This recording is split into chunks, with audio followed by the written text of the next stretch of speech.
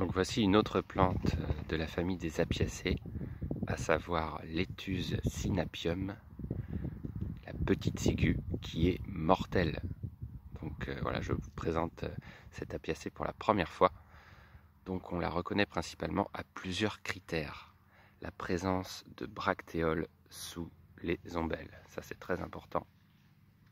L'absence de poils au niveau de la tige, contrairement à la carotte sauvage qui en possède plein, là il n'y en a aucun, comme toutes les apiacées mortelles de ce groupe, je vous le rappelle. Les feuilles ressemblent au persil, elles sont d'un vert glauque comme la grande ciguë.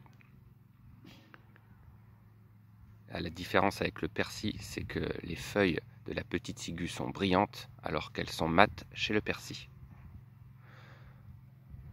Voilà, les ombelles sont composées de 10 à 20 rayons.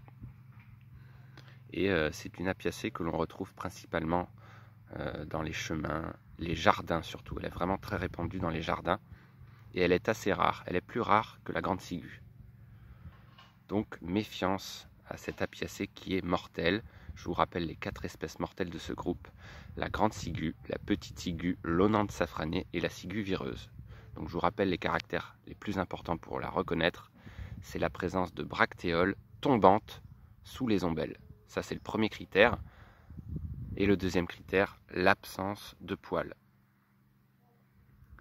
Et donc elle ne dégage absolument pas d'odeur de carotte de la petite ciguë. Donc vous ne pouvez pas la confondre avec la carotte sauvage. Voilà, j'espère que vous avez aimé cette vidéo sur la petite ciguë.